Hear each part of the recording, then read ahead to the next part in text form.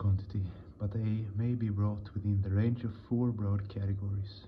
One, as you know, is psychophysical longing for physical problem, that is, the longings concerning inborn instinct.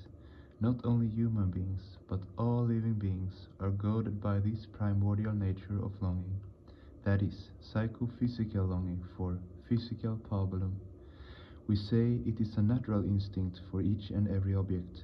Even in the case of non-living elements, we find this type of longing, both in the case of animate and inanimate objects. In each and every physical and psychic structure, there remain certain self-controlling faculties. In the case of this inborn instinct, or, say, psychophysical longings, there are self-controlling faculties also, but these faculties cannot move against the characteristics of the vital force. When these controlling faculties go against the characteristics of the vital force, disintegration and dissociation starts both within and without the framework. This is the wound of the individual structure. And in the case of collective structures, regarding these psychophysical longings, if it is seen that the collective body of a particular nature of living beings or expressions do not like it, then the controlling faculty creates a sort of change and metamorphosis in the physical structure, and as a result, the nature of the longings also changes. That is, in the case of an individual structure, it is to be goaded by the controlling faculty only up to a certain range of certain stratum. Otherwise, the structure will start disintegration or dissociation both within and without. And in a collective body, the collective controlling faculty may create a sort of change in the physical structures, if such a change is supported by macrocosmic connection, otherwise not. The second one is psychophysical longing, in this case also for a physical problem.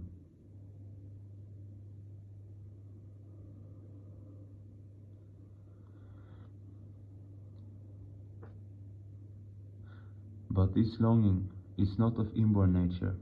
These longings are created after the development of so many plexi, and changes in the nature and structure of so many hormones secreted from those newly created or newly developed plexi. The difference between the first and the second one is that the first one is inborn and the second one is not inborn. It is created later on. Now you see, both the pabula are of physical nature, are physical pabula, but in the second case, the controlling faculty, the inherent controlling faculty, can move a bit forward.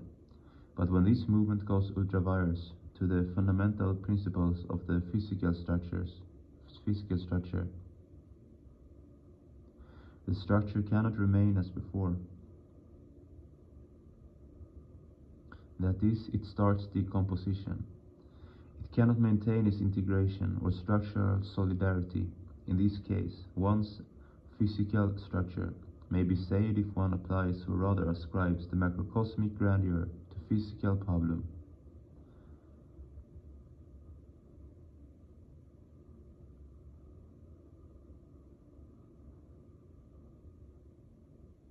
There is no other way, but in the case of the collective body or the collective structure, there may be change, and that change may not go against the characteristics of the physical structure, if there remains a constant endeavor for such a change, rather for such a metamorphosis.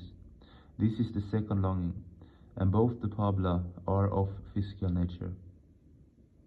The third one is psychic longing for psychic problem, that is, this occurs when one wants that one's psychic emanations should be from crude to subtle, and cover all spheres of existence and non-existence.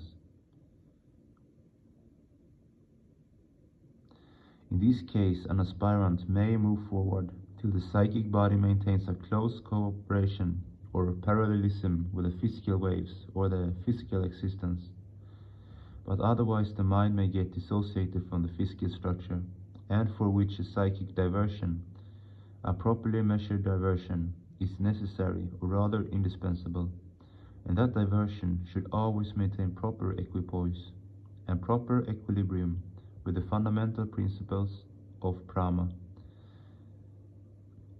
Otherwise the physical structure will be lost, and at the same time the psychic structure will also be lost.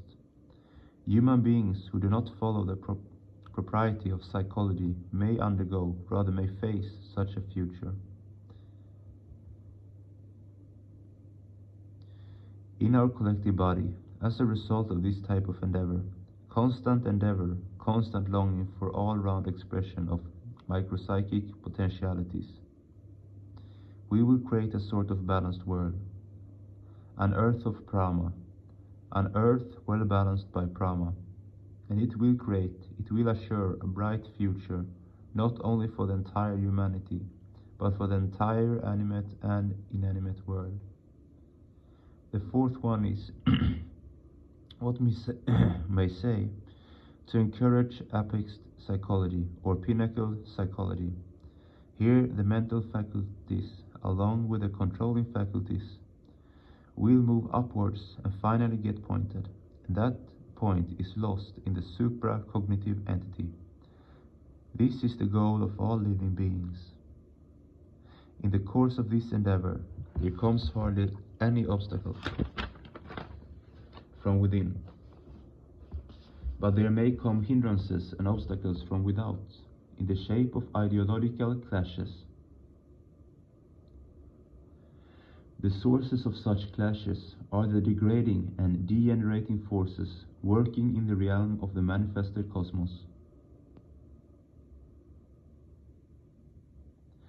In the case of the collective body, if such a practice is encouraged, the entire physical structure of the universe would slowly be metamorphosed into the psychic world, and the psychic world will be metamorphosed into spirituality.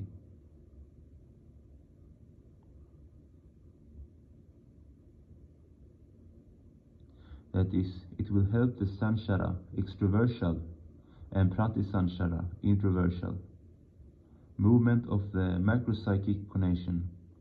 It will help the movement of macropsychic connection, and human beings living on this earth will enjoy the bliss of heaven in this earth of dust. You should know this, and you should propagate this supreme psychic future of humanity in a better way, in a nice way.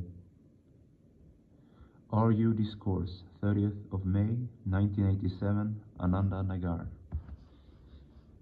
This was 4 dimensions of micropsychic longings.